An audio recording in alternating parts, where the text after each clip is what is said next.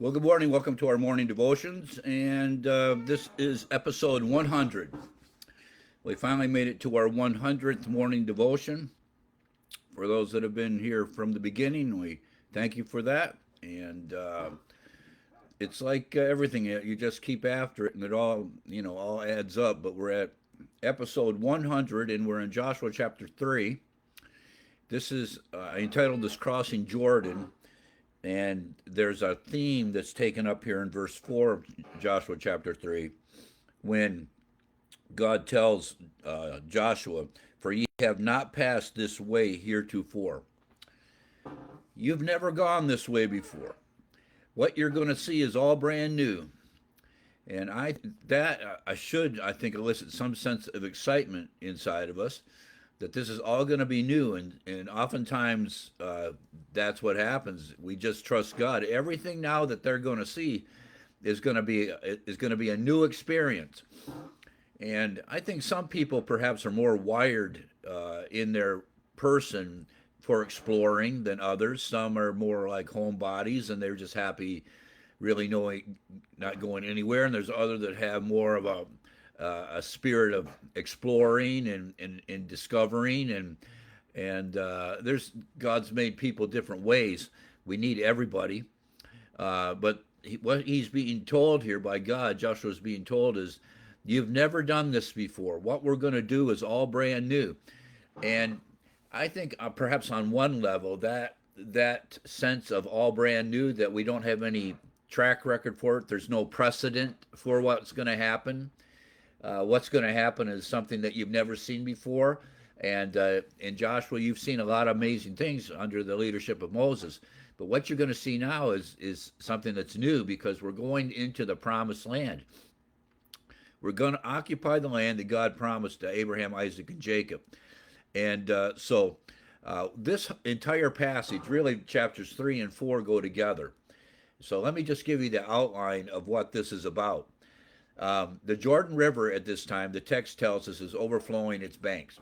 That is, it's very wide and deep. And rivers are formidable obstacles to travel. If you recall yesterday, in our last devotion, the spies were the misdirection of Rahab sent the men that were chasing the spies incorrectly, but they were going to the fords, that is where it would have been more shallow. And especially when you have so many people, a deep river or a deep wide river would be a difficult thing to traverse, to cross. Now that's why bridges are so important, and in time of war, bridges are destroyed to stop the advance of an enemy. So there's no bridges here, and they're up against the Jordan River, which is overflowing its banks. So the first miracle we're going to see here is, how do the children of Israel get across the Jordan River? That's what this is all about, this chapter.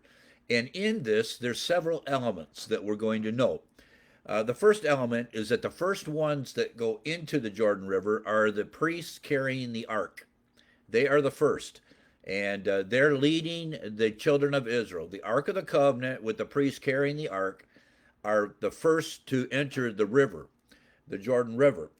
And the way it works is this: as soon as they put their toe in the water is going to begin to back up. This is reminiscent of the Red Sea. There it was an east wind that blew, and Moses is there with his outstretched staff. But for Joshua, it is when the priests that are carrying the Ark of the Covenant step into the river that the river is going to stop flowing when it is at its peak. And the water is going to stack up. So the priests are going to walk in, and as they walk in, the water is going to stop flowing. So here the water is going to stack up, and here it's just going to dry up because there's no more flow. That's what's going to happen. And the high priest with the ark are going to stand in the middle of the Jordan River until everyone crosses over. And then when everybody is over, they are going to walk out of the river. It's as if the Ark of the Covenant and the priests are holding back the water. That's the point. You see, this is the hand of God and a miracle that's going to happen. And then as soon as all the children of Israel cross over the Jordan River, which is now just an empty channel, because there's no water in it, down into what would be the river and up out the other side with no water in it, Then the priests are going to walk out, and as soon as the priests walk out, as they walk out, the water's going to fold in behind them, and the river's going to continue to flow. That's one element of what we're going to read about here. And this, anybody that knows anything, as we know that even Rahab understood that they crossed the Red Sea. I mean, the children of Israel understand that their dad crossed through the Red Sea. I mean, he died in the wilderness, but they nevertheless went through the Red Sea. And how it was a miracle they went through, and what they're going to see with their own eyes as they go into the Promised Land, something reminiscent of that. I mean, it's not the Red Sea, and they're not being chased at this time, but the same idea of water being held back so they can get over on the other side is going to transpire. The other thing that you'll note about this is there's 12 men, one of each tribe, that when you get down in the middle of the river, there's these stones. There's these big stones in the middle of the Jordan River. And what they are to do is they are to, every man represented, every tribe is going to pick up a stone, a rock. All right. And I imagine they're probably, these are big guys, and these are probably larger stones that the Bible doesn't tell us. It's just that they're going to pick up a stone or a rock that's in the Jordan River. And when they go out on the other side, those 12 stones are going to be stacked up as a monument to the event. And people, and this is going to be big for Joshua, because there needs to be monuments that remind people of things. They need to be reminded of events, and that is crucial. Now, we as a church don't exactly build monuments, but when we talk about rehearsing the stories from generation to generation, this is something that has to take place. This would reinforce that, because people are going to say, what does it mean, those 12 stones that are stacked up over there? And that is going to be the impetus to drive the storytelling of the miracle of crossing the Jordan River. Now, all of this is built into chapters 3 and 4, all right, on their way to Jericho. That's what this is about. But we're just looking at chapter 3. But I wanted to give you the full thing, and I said maybe I should combine 3 and 4, but I thought, no, let's not do that. The other thing about it, when it says in verse 4 that you've not passed this way heretofore, really, that is every day of our life. Every day of our life. A lot of our lives, it's very ordinary. You get up, there's a routine, go to work, get to the office, however you do it. All right, everybody has like life can be very mundane, all right? But the fact of the matter, in that element of how life is mundane, as we serve the Lord, as we read the Word, as we're in the conflict that the Lord's given us, in the battle for righteousness, standing against error, in the midst of all of that, today is a brand new day. We've never passed this way before. Even as ordinary as it is, we have never gone this way, and now here it is. This is October 17th, 2024. It is our 100th devotional. We're looking at the children of Israel crossing the Jordan River by this miracle led by Joshua. And this is, as we hear it, this is the beginning of a new day. And then what is happening next? How is the Lord leading us today? What is he going to teach us today? How are we going to grow in grace and in the knowledge of our Lord and Savior Jesus Christ today? What would he have us do today? I mean, everything we do should be new, and however you see it, it necessarily must be new, because our trajectory as Christians is growth. It's growing. We are not to be stale, stagnant Christians. Our trajectory in our lives is inherently towards heaven.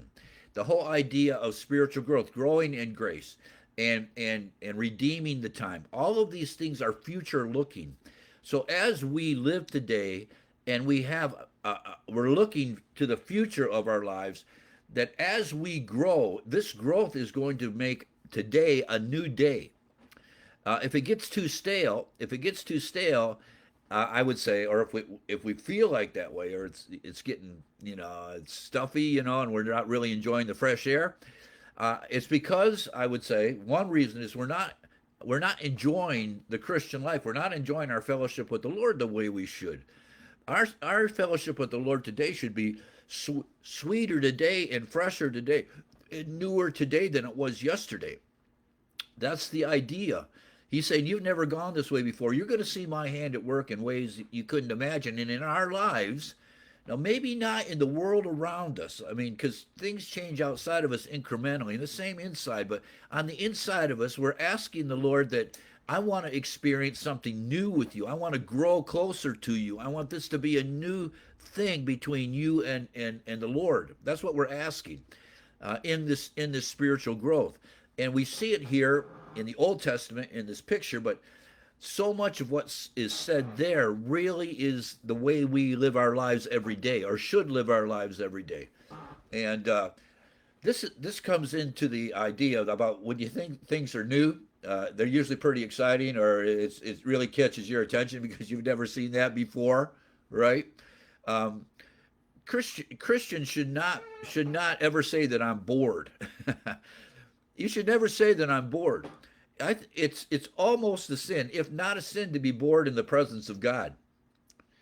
To be bored in the presence of God, like I got nothing to do. If you've got nothing to do, then you must not be meditating or thinking about or striving to do the will of God or internalizing the word of God, because in these things there is spiritual energy, spiritual direction.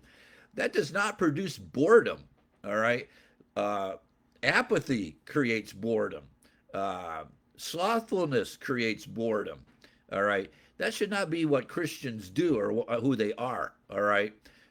And kids say they're bored because you can't keep their attention, but this is not talking about kids. All right. This is talking about how he's talking to Joshua, this military leader, and he's telling them just to put on your armor, get ready to go, because where you're going now, you've never been before. All right. So there you go. So he says this in verse 6, and Joshua spake unto the priests, saying, take up the ark of the covenant and pass over before the people.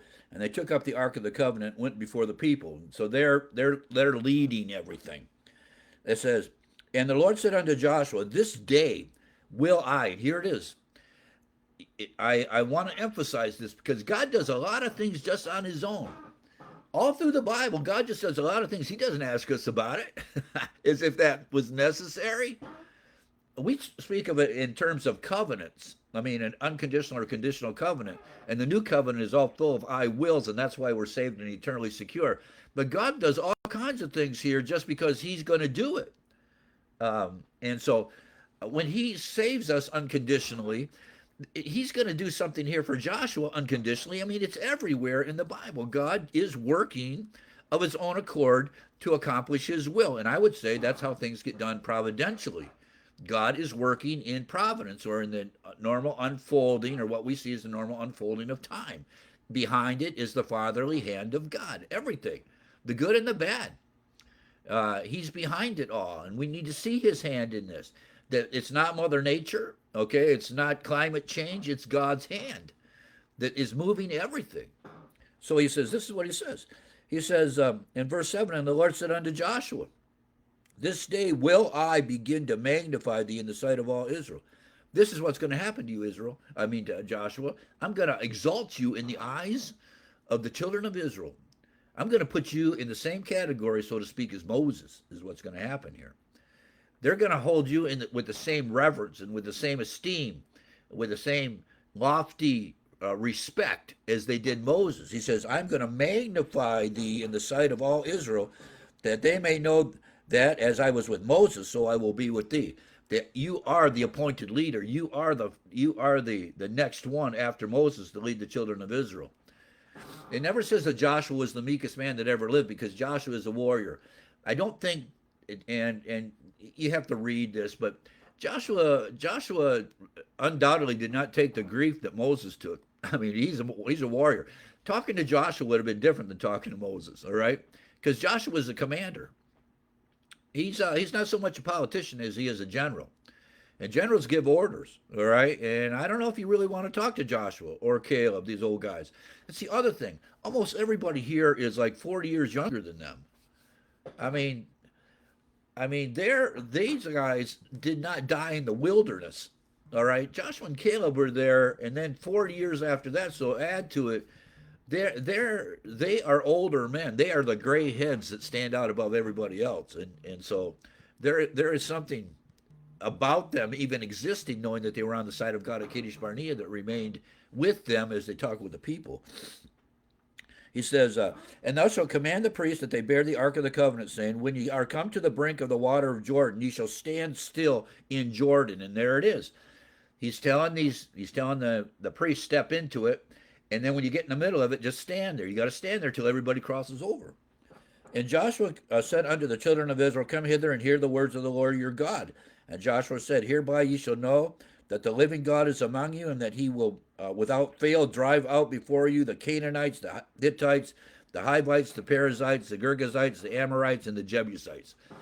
All these Canaanites are going to be driven out. And I want you to see that God, Joshua says, I want you to see that God is on our side, and he's going to do it with this marvelous miracle that you're about ready to see. You're going to know that God is on your side in the very way you get into the promised land. I'll just give you a thimbleful of what God's going to do here just by stopping the waters of the Jordan River. Behold, the ark of the covenant of the Lord of all the earth passes over before you into Jordan. It's going to go first into the Jordan River. Now, therefore, take you 12 men out of the tribes of Israel, out of every tribe a man. This is the 12. And it shall come to pass, as soon as the soles of the feet of the priests that bear the ark of the Lord of all the earth, shall rest in the waters of Jordan, that the waters of Jordan shall be cut off from the waters that come down from above, and they shall stand upon an heap. Same thing. Now, in the Red Sea, there were walls on either side. Here it's going to be a heap on the side that the river is flowing from. All right? That's what we have. It says, and it came to pass when the people removed from their tents to pass over Jordan, and the priests bearing the ark of the covenant before the Lord. What an exciting thing this is! That this is it. We're finally here. The destination is here. Nobody's saying how much further, how much longer. Nobody's saying that. We're actually doing it. We're actually doing what God promised to Abraham, Isaac, and Jacob, and this is the generation that is actually doing it, and we're going to get in here by this spectacular miracle. This is the generation that's going to occupy the land. I mean, this is the history of Israel, an historic event. The children of Israel, the Jewish nation, this is part of their history, how God stopped the Jordan River so they could get into the promised land to begin to occupy it. He says, and it came to pass when the people removed from their tents to pass over Jordan, and the priests bearing the ark of the covenant of the Lord, that as they bear the ark were come into the Jordan, and the feet of the priests that bear the ark were dipped in the brim of the water, right on the edge, the brim. So these priests put their foot in the water. I say put their toe in the water, the brim. They just stepped into it, and they are stepping like they're beginning to wade into the Jordan. So the first step is into the brim.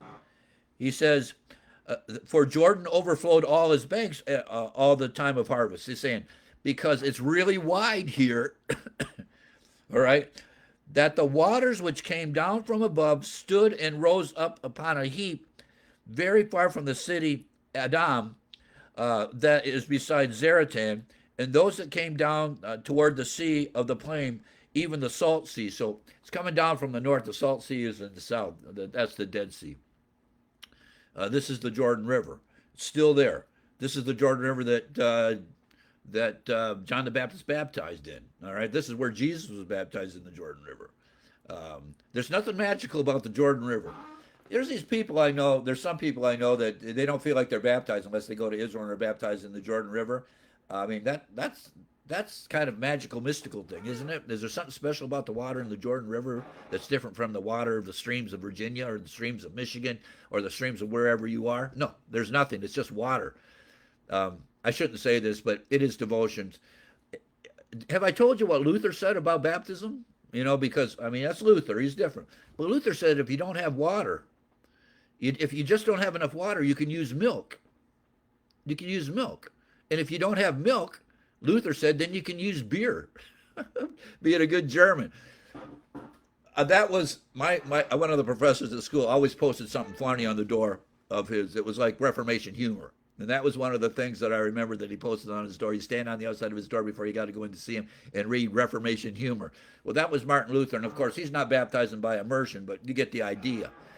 The whole idea is not the Jordan River. There's nothing special about the Jordan River. What did Naaman say about after Elisha said, "Go baptize in the Jordan River"? He says that is just one filthy stream. I mean, I got better water back where I came from in Syria. It's just true. Yeah, but that wasn't the point. He says you got to dip yourself 7 times. And his friend said, "Well, listen, if he asked you to do some great exploit, military exploit, you'd go do that. But he's only asking you to dip 7 times in the Jordan River." So he does, and his leprosy is healed. The point is, it's just the Jordan River, but it flows on the not all the way, but on the east side of the Promised Land. I mean, the Promised Land is going to extend beyond the Jordan River, but at this time, it's on the east side of where they're going into occupy. It's overflowing its banks, and it flows down, and it says after they came down toward the sea of the plain, even the salt sea failed and were cut off. That's the point. When they stepped in, it cut off the water flow. All right, and it says, and the people passed over right against Jericho. Can you imagine if you're in Jericho watching this? This would have been something else. Here they come. How are they going to get across the Jordan? These priests with the Ark of the Covenant on step into the water, and the water stops flowing from the north to the south. Yeah, and then they stand in the middle of it, and the whole river is held up, the whole Jordan River, and across the channel that is left, the river bottom, right? Across comes the Israeli people, the Israeli army, and the Israeli people, and they are just walking across with no problem. That's what they see against Jordan. And the priests that bear the Ark of the Covenant of the Lord stood firm on dry ground in the midst of Jordan. How do you like that? They just stood firm on dry ground. It was dry. In the midst of Jordan, and all the Israelites passed over on dry ground until all the people were passed clean over Jordan. Everybody's over. All their animals, carrying all their stuff, all their wagons, everything that they had, all the soldiers, all the armed men, everything. Everything's coming over. And that is where chapter 3 ends. Now, chapter 4 expands on this, all right, which we'll look at, Lord willing, tomorrow. All right, this is Thursday. So, but we have never passed the way we're going to pass today. All right, we need the Lord's strength. We need the Lord's help. We need the Word of God to guide us and direct us. And what an amazing way to finally pass into the Promised Land. All right, and this is under the direction of Joshua. So we'll just leave it there this morning. And this was our first frost here. It's probably pretty chilly. I mean, I know a lot of folks up in Michigan watch this, but it's our first frost out here in the southwest mountains of Virginia. Continue to be in prayer for our friends that are down in the Carolinas and in Tennessee and in Florida. I talked to my brother. He works. He teaches school down in Florida. He said some of the kids that he's teaching there had their homes flooded. Their homes are ruined, are gone. And now it's getting cold. So, whatever the Lord would have you and I do in regards to helping our neighbors, in regards to this, I mean, at least keep them in prayer, or have the churches put together things to take down there and help out, or as I said, there's Samaritan's Purse with Dr. Graham, Franklin Graham. That's a great work to contribute to. All right. Well, the Lord bless you. You have a great day, and Lord willing, I'll see you tomorrow. Okay? We'll see you. Bye.